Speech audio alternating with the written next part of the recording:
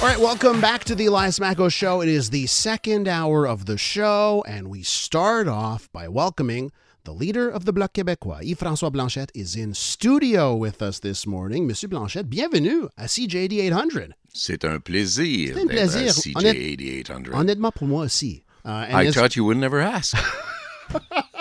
It's been years that we have been asking. So, first things first, I'm very happy you're here, and I'll tell you this. The last election, right? I came close to voting for the Bloc Québécois. Really did. You know, my vote was up in the air. It was a jump ball. And you know what? We asked you to come on the show. Parce que moi, j'ai dit, you know, il y a 1 million. We have 1 million Anglophones, right? About people that use English in this province. I said, you should be speaking to them. You didn't come on our show.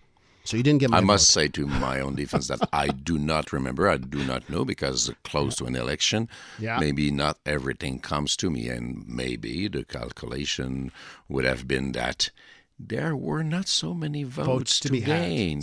But I will give you that we are supposed to speak to everybody. Okay, so let's get down to that. Speaking to everybody. Because I've had discussions, you know, with people on the, you know, hard nationalists and people that are in favor of independence on this subject. What is a Quebecer? I think we should start there, right? Oh. So you know, what is a Quebecer? You set foot on the ground. You want to stay here. You are a Quebecer. Mm-hmm. Does it get trickier? Because Quebecer is almost like a bureaucratic type of answer that can be given.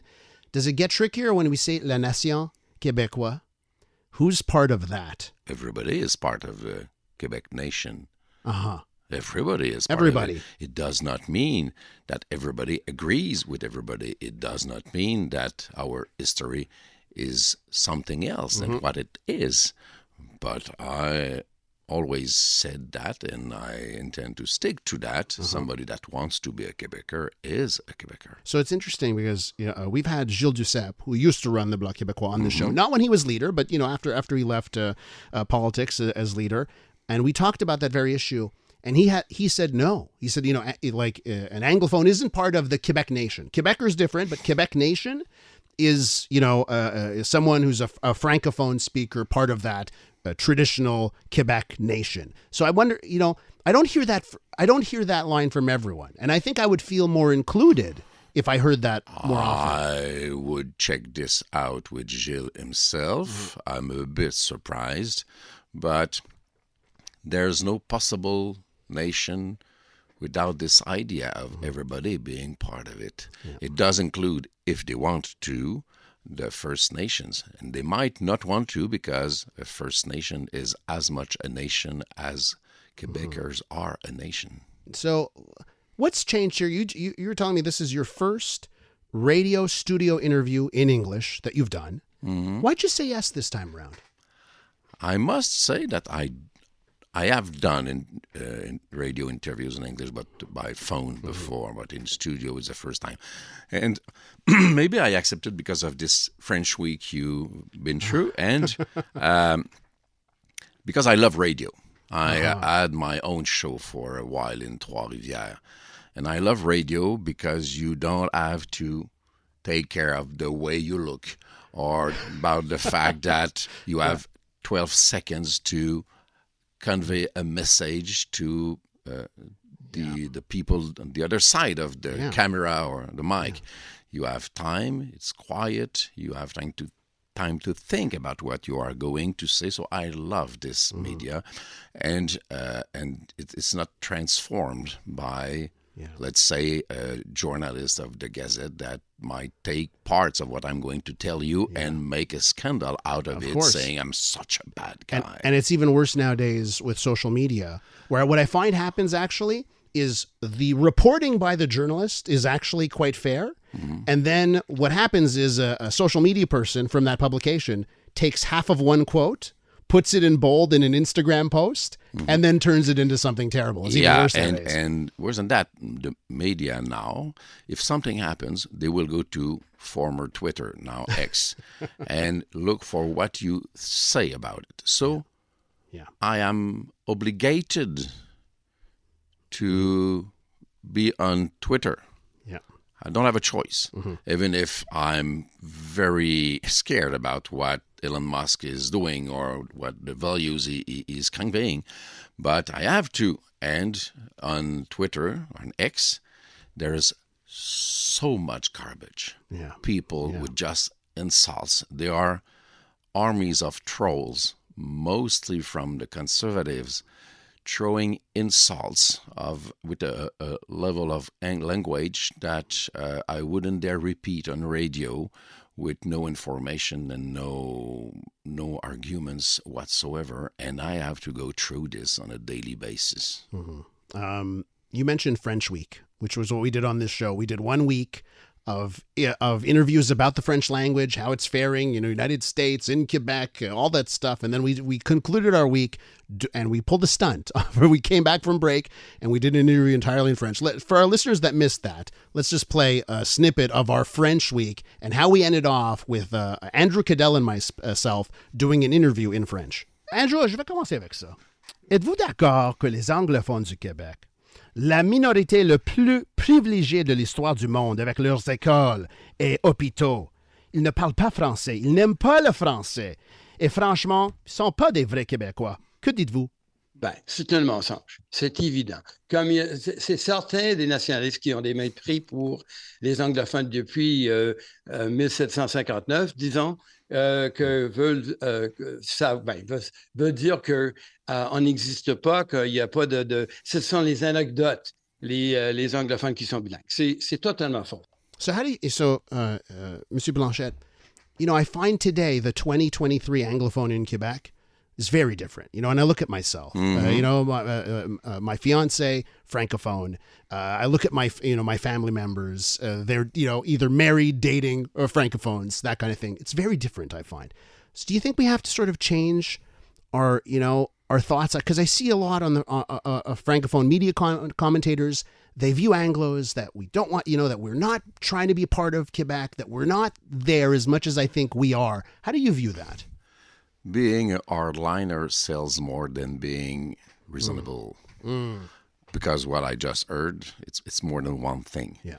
But it's not entirely true, I believe. I believe that a lot of English-speaking people do speak French. A lot of them, as well as a lot of French-speaking Quebecers do speak English, as Absolutely. I do. And I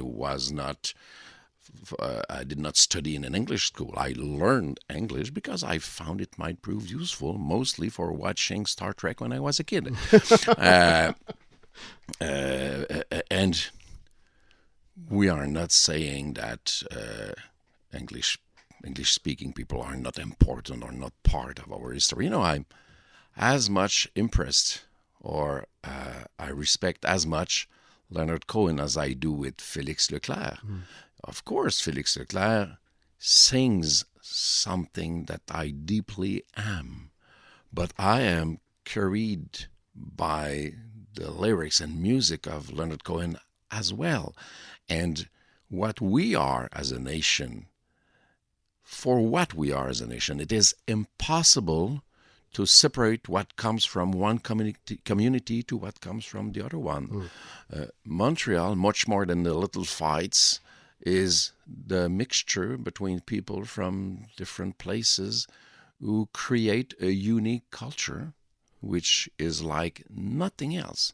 It does not mean that the French Quebecers should not act with the purpose of making this basically French nation last in long duration through time.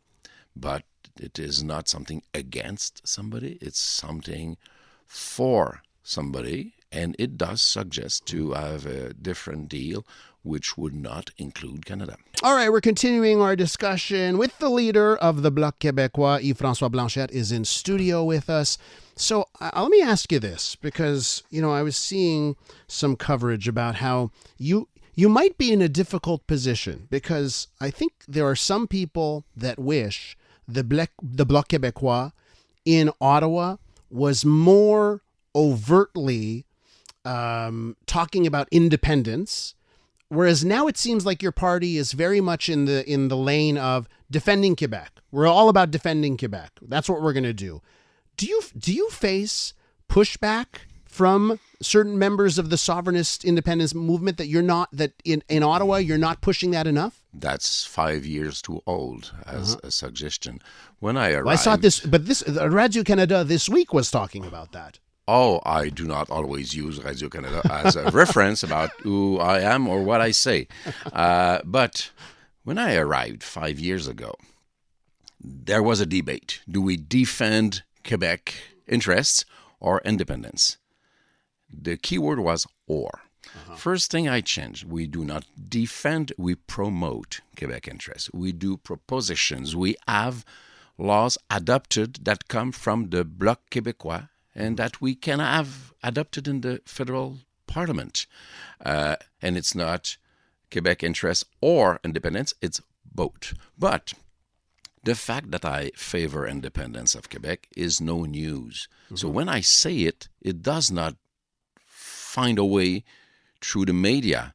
This week again, I spoke about independence directly to the Prime Minister during the question period, and it was almost private.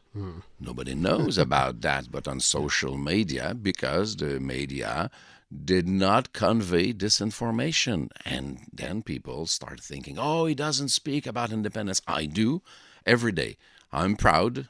Maybe some people who listen to us won't like it, but I'm proud to stand up in the Canadian Parliament saying that while you expected this idea of an independent Quebec to disappear and die, I am up here in your face telling you that it's not disappearing and that we should sit and discuss a new form of friendship between Canada and Quebec. Sometimes we play clips of you, when you do your scrums in Ottawa and you answer questions in English from journalists. Sometimes we'll play those clips on the show. And often I'll get a note from a listener. We have a text line, right? Then we get text message during the show. I'll get a message from a listener in the vein of, I really agree with him. Boy, he sounds so strong on this issue. And they will give you kudos, right? But they wouldn't vote for you just based on that one issue, right? Support for separation. What would you say to someone who isn't aligned with you on that thing, but on so many other political issues? And we can just talk about what's been happening in Ottawa over the last couple of weeks. They would be aligned with you on that. What would you say to an Anglo in Quebec that is with you on so many things to try and convince them to give you their vote? If what we propose seems good to you, vote in favor of it. If not, don't vote in favor of it. But I cannot change what we are or who I am in order to please more people. I could be opportunistic and say, hey, I cannot achieve independence in Ottawa, so vote for me. But that's kind of thing I don't want to say. It's like this weird thing of strategic voting. Vote for what you want. You might be 23 persons in your riding to vote for the Bloc Québécois, be the 24th. And I do understand that it's far from being natural for an English-speaking Quebecer, mostly with the way the media apparatus treats us, to say I'm in favor of independence. I understand it's not an easy step to walk. But maybe they should consider it. And as I said, maybe because I understand English quite easily and I read Canadian authors and I listen to Canadian music, I am not against anybody. I like this different culture and not having to fight Canadian policies which go against Quebec interests or French, not having to fight that would be the most secure way for the English community to thrive. Because there will be no threat over the survival, I don't like this word, the duration of a different nation here. When you were talking about why you take positions, I had to think about how Justin Trudeau and the Liberals decide on taking positions, and I feel like it's completely the opposite. Like it's a different type of mentality right now. So let's turn our attention to what's happening in Ottawa and how you view, Justin Trudeau is playing politics right now. Oh, it's a very large question. When I go out of my office to Scrum, the Scrum, Mairie de Presse, yeah. Most of the time, the only thing I tell myself is what I call the principle of truth. I don't have to prepare so much. I have to get information. I feel I have the responsibility to have a reasonable knowledge of everything that happens within the caucus and all subjects. But basically, and it's true also for debates on TV, I will tell what I believe to be the truth. Mm-hmm. And I will not be careless. I will be a bit cautious, but most of the time, this is what I think. This is what I'm going to tell you, and I don't need to be prepared to say what I believe to be the truth. And it's much easier. But the Prime Minister is so much packaged. Lines are written. They answer questions that they don't know previously with a paper already written. How can they do that? They don't know what I'm going to ask, but they say, okay, take this paper and read it. Sometimes he is in better shape and stands up and fights, mostly against Mr. Poiliev. But I think people must feel that either they agree or not, the person speaking is being honest and truthful. When do you think we're going to end up in an election? When we will... Yeah, when do you think we're going to end up in an election? The numbers of the Liberals and NDPs presently are so low that it would be suicidal for them to provoke an election. But they cannot wait so long. They should wait until the end of 25 because this is the mandate they got. Mm-hmm. But then they would have no room to maneuver politically. So it won't be any further than spring 25, and it might be as soon as fall 24. In every cases, we are more than ready to go out there.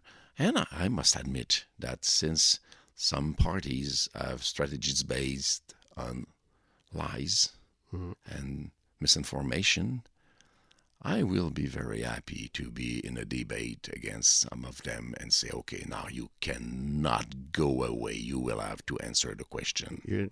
Can we just talk about someone who's going up in the polls, Pierre Poilievre? What is your assessment of the Conservative leader and how the Conservatives are doing well in those same polls? Since he is doing so well 1 year before a possible election, it gives everybody 1 year to know more about him, about his values, about what he is not proposing, because he is proposing nothing. All he does is being negative about everything. And I am a bit angry about him because he lied openly about me. He lied openly about us. He said this carbon tax is a very bad thing created by Trudeau and I, while the carbon tax does not apply in Quebec. And I know of it because the person that negotiated the deal with California on the cap and trade, it's me. I was there. So, and he keeps lying over and again. He lies about firearms. And he does negative advertising, which I despise, as being not courageous enough to go out there and discuss. Tell us who you are and what you propose, and hope that people will like it. But please, be courageous enough not to lie. Do you have like an Anglo advisor in the Bloc Québécois, like someone that gives you, advice from that community's perspective? I do not have an employee in the cabinet, which is at first English speaking. I have many friends who speak English, and we had a candidate in the last election. It was an Irish guy, Pat O'Hara. It's Irish enough. He was elected for 2 weeks, and then they recalculated the results, and he lost by 12 votes. He's already on the line for the next one. that's something good. If you present to me an English person that says, I'm in favor of independence and I want to fight for that, I will be much interested. I'm very happy that you came in and accepted our invitation. Hopefully it's the first of many interviews. Yeah, it will be a pleasure if it's not any harder than that. For the next time, okay? Okay, next time will be less fun. Yeah. Well, I don't know. I think it's always fun on this show. Okay. Yves-François Blanchet is the leader of the Bloc Québécois. Merci beaucoup. A pleasure.